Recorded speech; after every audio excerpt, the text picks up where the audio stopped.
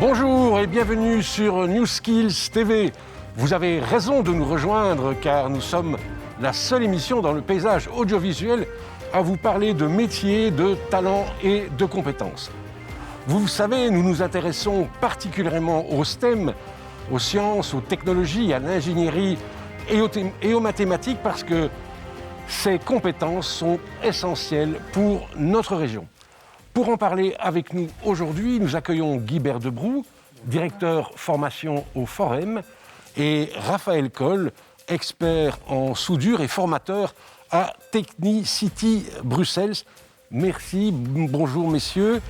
Ma première question, c'est pour vous Guy Berdebroux, comment le Forem fait-il face au niveau de la formation professionnelle face à un monde qui se digitalise ? Bien. L'enjeu de la digitalisation est une grande question pour le Forem comme pour tous les opérateurs de formation.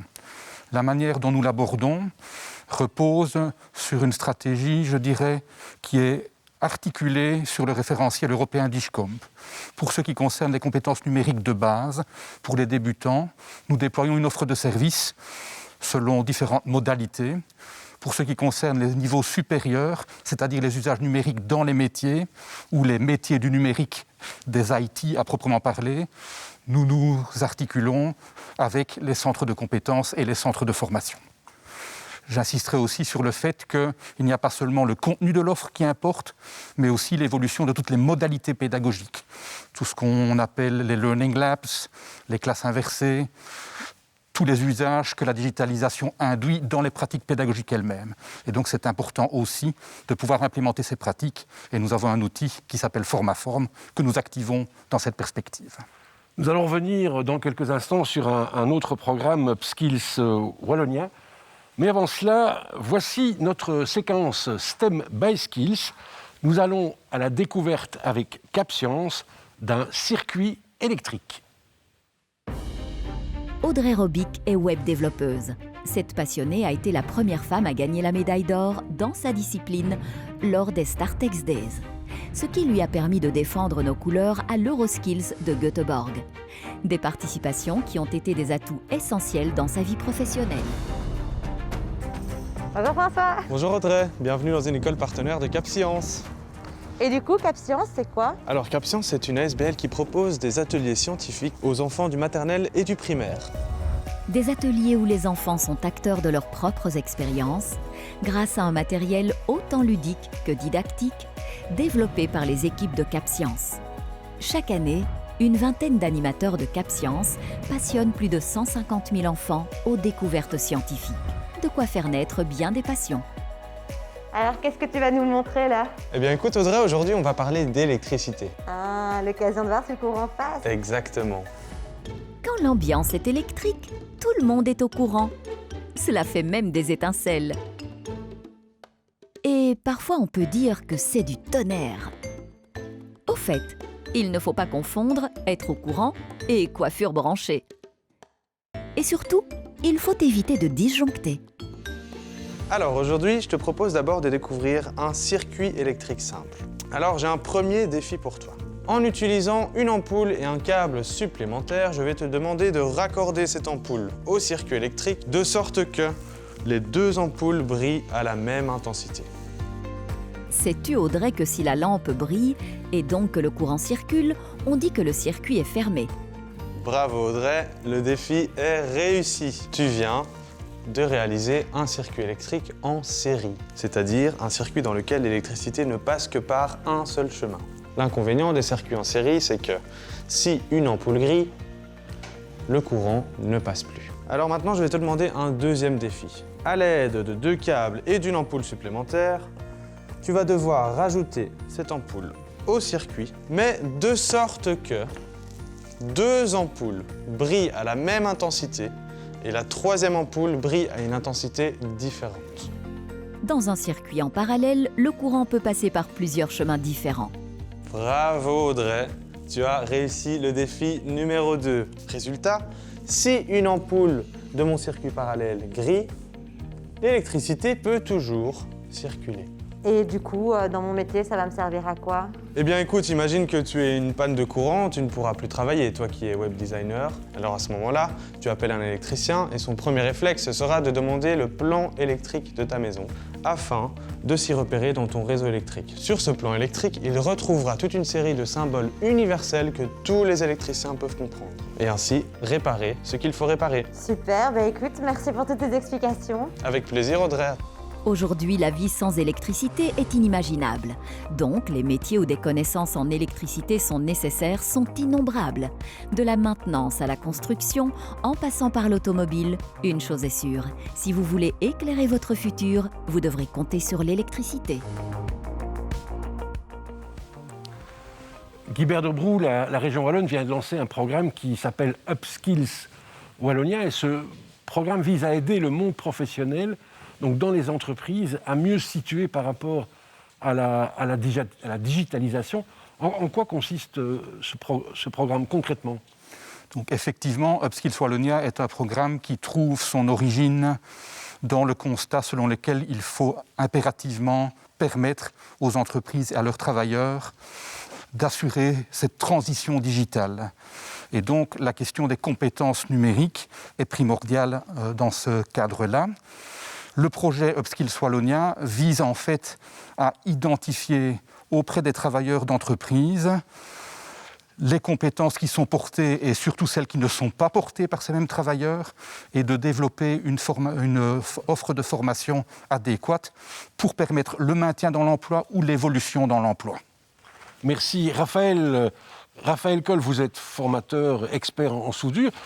C'est un métier qui a aussi fort évolué ces dernières années. Comment ça se passe aujourd'hui dans la soudure ? Fort évoluer dans toutes les techniques manuelles, et aussi de l'automatisation par exemple. Dans un autre sens, ça évolue aussi dans les sortes de matériel. Prenons l'exemple d'un vélo qui a été fait X années d'ici. Aujourd'hui, le jour d'aujourd'hui, ils le veulent beaucoup plus léger et beaucoup plus résistant et costaud. Donc ils doivent inventer de nouvelles sortes de matériel qui, eux, à leur tour, rapporteront de nouvelles techniques de soudure. Et il y a aussi les robots en soudure. Oui, les robots aussi. Tout ce qui est parfaitement faisable pour augmenter la production et maintenir la qualité. Le jour d'aujourd'hui, on pourrait dire, au lieu de souder 1000 pièces par jour, on va en souder 3000 avec un robot. Voilà. Ok, merci Raphaël. Vous allez rejoindre maintenant Patrick Mehuisset dans l'espace découverte métier.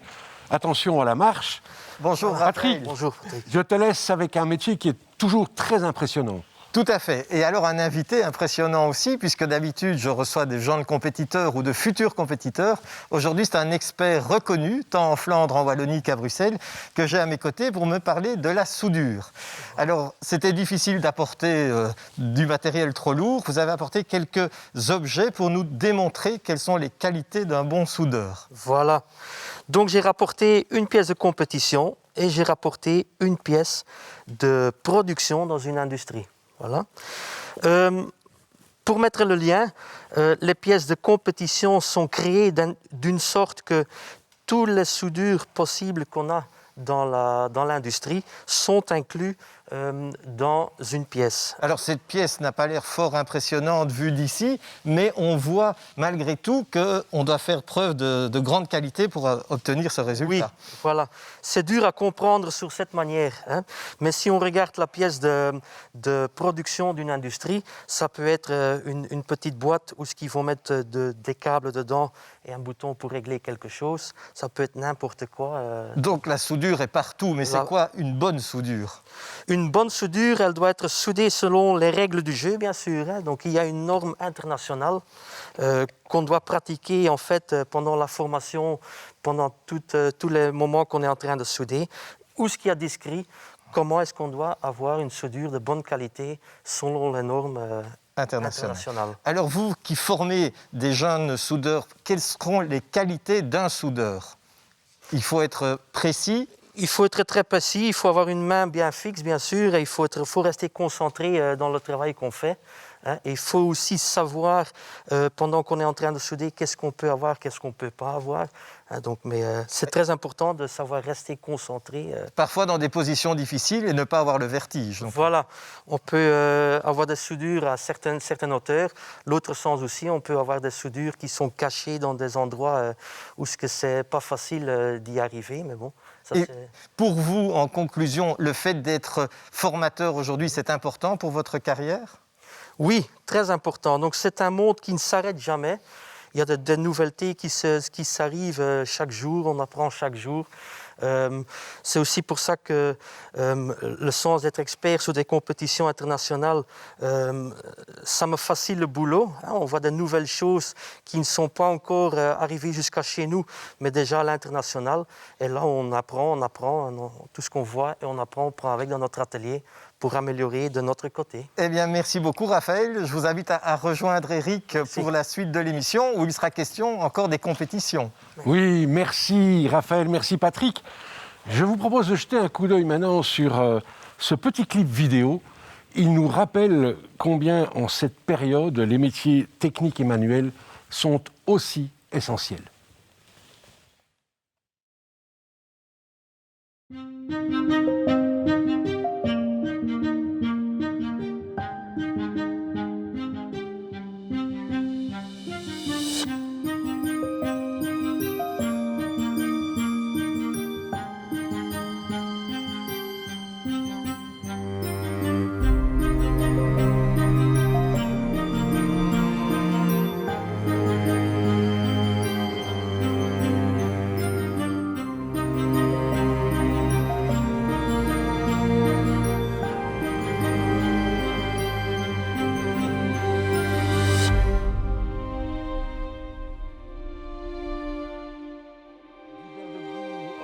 Orienter les demandeurs d'emploi vers les métiers du futur, c'est aussi très important pour le Forem.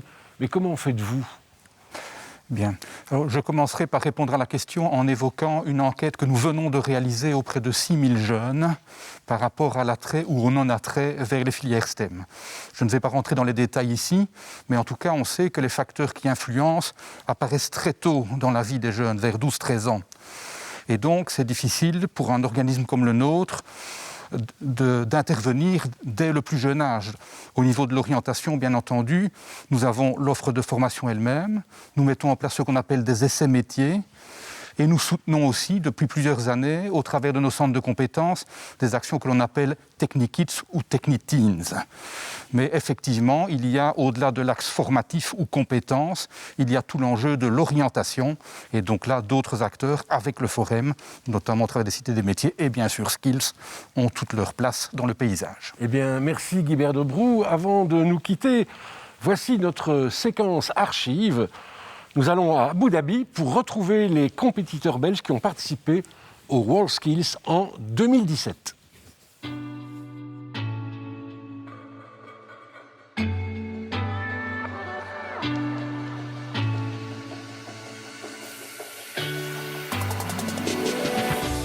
Ils ont de l'or dans les mains, l'excellence est au bout de leurs doigts. À Abu Dhabi, aux Émirats Arabes Unis, 1300 jeunes venus de 70 pays différents ont participé aux WorldSkills, le plus grand concours des métiers techniques et manuels au monde. 4 jours de compétition intense. Dans chacune de leurs spécialités, les Belges se sont dépassés. Au bout du chemin, un formidable tremplin vers une vie professionnelle.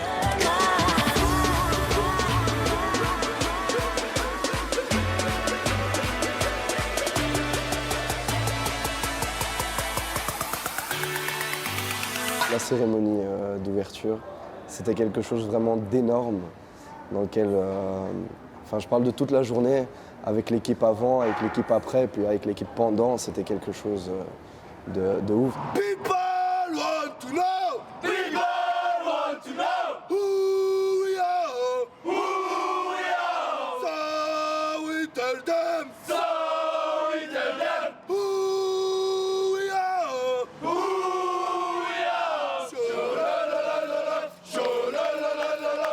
We are Red Bears Belgium! C'est une aventure incroyable, c'est extraordinaire, on aura appris un tas de choses en très peu de temps et c'est dingue, quoi. On participe quand même à un mondial, on est à Abu Dhabi pour représenter un pays, c'est extraordinaire.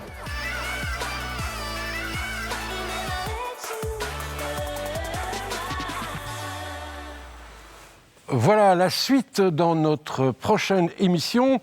Il est temps de nous quitter. Je vous retrouve la semaine prochaine avec un focus sur l'industrie agroalimentaire. N'oubliez pas www.newskills.tv pour nous regarder à toute heure du jour et de la nuit. À bientôt, portez-vous bien.